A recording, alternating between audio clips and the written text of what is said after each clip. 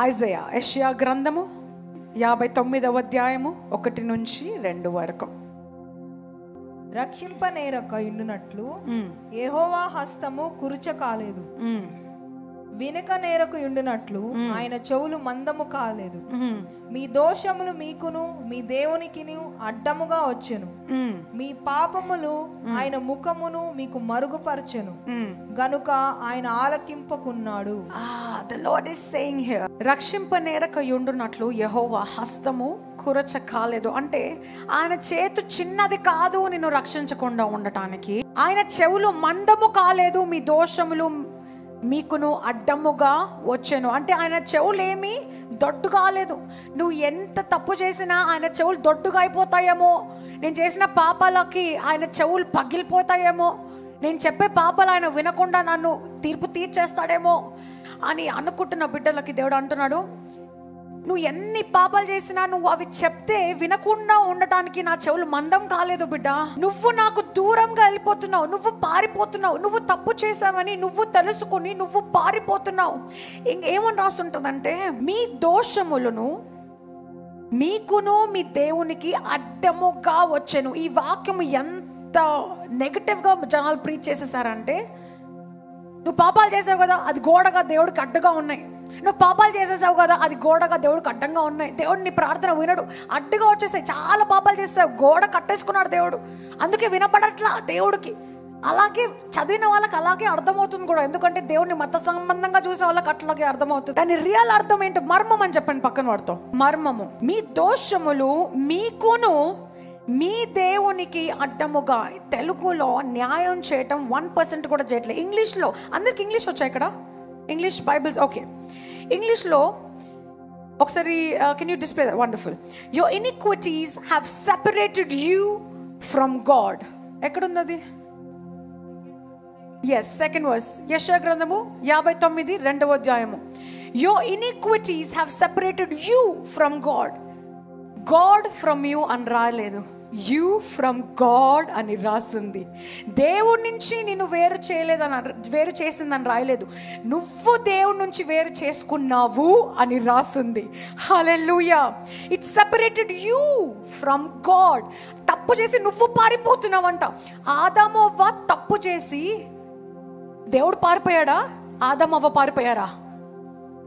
ఆదాము అవ్వ తప్పు చేసి వాళ్ళు తప్పు చేశారని వారికి తెలిసి వెళ్ళి చెట్టనకాల దాక్కున్నానంట.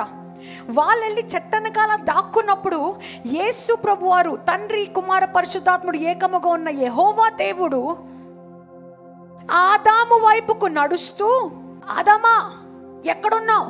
ఆదాము అక్కడుంటే ఇక్కడ నుంచి, ఏ ఆదామా బయటికి రా, దరిద్రుడా, తప్పు చేస్తావా? ఇప్పుడే కదరా నేను సృష్టించాను, ఇప్పుడే కదా నేను తయారు చేశాను, అప్పుడే పాపంలో పడిపోయాను, నువ్వు నాశనం అయిపోను గాక అని అన్నాడా? రే నీ ముఖం కూడా చూపించకరా, ఇప్పుడే రా నా స్వరూపంలో చేసుకున్నాను రా అని అన్నాడా? అక్కడ తప్పు చేసి దాక్కుని ఉంటే దూరంగా ఇటువైపు వెళ్తూ దేవదూతలు చూసుకోండి వాడు పని అని దేవదూతలకు అప్పచెప్పాడా? ఏదైనా తోటలో దేవదూతలు ఉన్నారు, దేవదూతలు చూసుకోండి వాడు పని అని సెక్యూరిటీ దాస్లాగా అప్పచెప్పేశాడా? ఆదామా ఎక్కడున్నావు? ఆయన వైపు నడుస్తూ, ఆదాము వైపు నడుస్తూ, ఎక్కడ దాక్కున్నావు? ఎందుకు దాక్కున్నావు? ఎవరు చెప్పారు నువ్వు తప్పు చేసావు? నేను చెప్పింది వద్దన్నది నువ్వు తిన్నావా? ఆయనే వచ్చి మాట్లాడకుండా ఉంది ఆదామవ్వ, దాక్కుంది ఆదామవ్వ, తప్పు చేసింది ఆదామవ్వ, పారిపోయింది ఆదామవ్వ, మౌనంగా దేవుడికి కనపడకుండా ఉంది ఆదామవ్వ. ఆయన్ని వెతుక్కుంటూ, ఆదాముని అవ్వని వెతుక్కుంటూ వచ్చిన తండ్రి ఈ లోకం ఈరోజు నీ తప్పులు గోడగా నించున్నాయి, నీ ప్రార్థనలు దేవుడు వినడు, నీ దగ్గరికి దేవుడు రాడు, నువ్వు చెప్పింది ఏం పట్టించుకోడు, నువ్వు వెళ్ళి ఒప్పుకుంటేనే దేవునితో మాట్లాడతావు. యేసయ్య అడిగితే వాళ్ళు తప్పు ఒప్పుకున్నారా? వాళ్ళు తప్పు ఒప్పుకున్నందుకు యేసయ్య మాట్లాడా? యేసయ్య అడిగినందుకు తప్పు ఒప్పుకున్నాడా? తప్పు ఒప్పుకున్నందుకు యేసయ్య మాట్లాడా? మొదట మాట్లాడింది యెహోవా దేవుడే.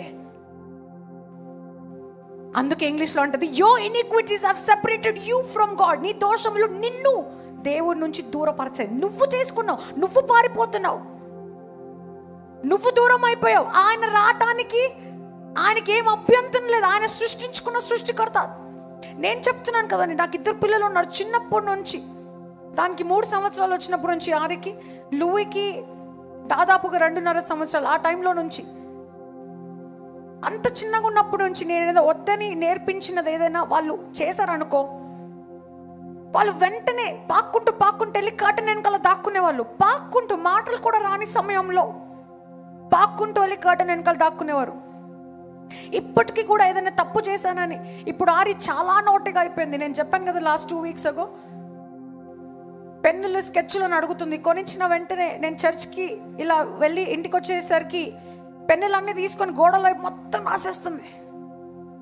ఇంటికి వచ్చేసరికి ఫస్ట్ నేను పిల్లల్ని చూసి హత్తుకుంటాను కదా, హత్తుకున్న తర్వాత సడన్గా మెట్లెక్కేటప్పుడు గోడలు చూస్తాను అనుకో, నేను గోడలు చూసానని గమనించి ఆరు వెళ్ళి దాక్కుంటుంది కర్టెన్ వెనకాల.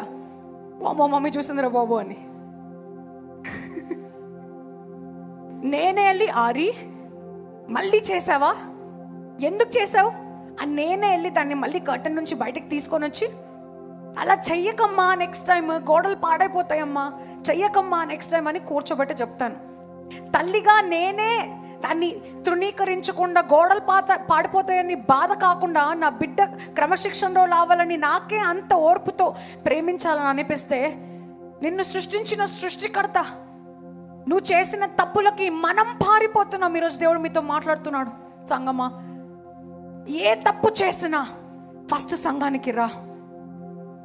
ఈరోజు మీతో మాట్లాడుతున్నాడు. ఏం చేసావమ్మా, ఎవరితో స్నేహం చేసావు, ఏ స్నేహం వల్ల నువ్వు దూరం అయిపోతున్నావు, ఏ సోషల్ మీడియా యాప్స్ వల్ల నువ్వు వాక్యం చదువుకోలేకపోతున్నావు, ఏ మీడియా వల్ల నువ్వు దేవుడికి దగ్గరగా రాలేకపోతున్నావు, ఏ బంధుత్వాలకి ప్రాముఖ్యతనిచ్చి నువ్వు సంఘానికి ఆరాధనకి రాలేకపోతున్నావు, ఏ ఉద్యోగానికి ప్రాముఖ్యతనిచ్చి నువ్వు దేవుడిని ప్రేమించలేకపోతున్నావు, ఏం చేస్తున్నావమ్మా అని ఈరోజు దేవుడు మాట్లాడుతున్నాడు. నా నుంచి నువ్వు దూరం ఎందుకు అవుతున్నావు?